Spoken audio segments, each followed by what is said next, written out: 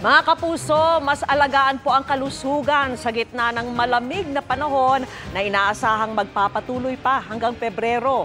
Ayon po sa Department of Health, sa mga ganitong panahon kasi, mas mabilis kumalat ang mga sakit, gaya ng ubo at sipon. At nakatutok si Mariz Umali.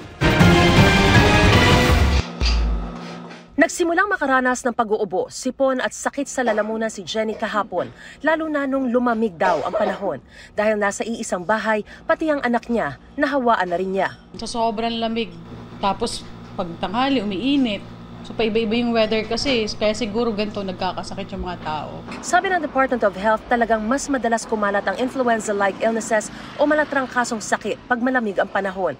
Yung pagbabagong yun, nagkakaroon ng epekto yun dun sa tinatawag na humidity, yung dami ng tubig na nasa hangin.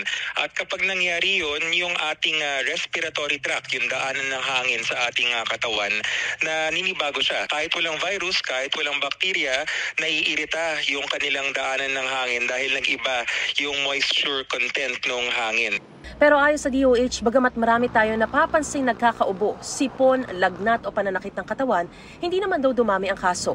Katunayan sa monitoring ng DOH as of January 18 sa buong bansa, pumalo lang sa 5,789 ang mga kaso ng malatrangkasong sakit, mas mababa ng 54% sa parehong panahon noong 2024 na pumalo sa 12,620. Ang sabi ng Pag-asa, maghanda pa sa patuloy na malamig na panahon hanggang sa susunod na buwan.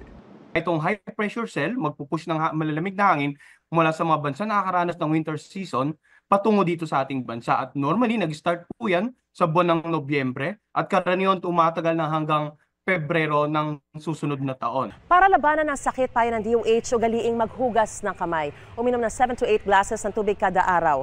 Kumain ng masusustansyang pagkain at inumin. Pag may sintomas ng sakit ay wag nang lumabas o di kaya ay mag-face mask at matulog ng 6 hanggang 8 oras kada araw. Para sa GMA Integrated News, Mariz Umali, nakatutok 24 oras.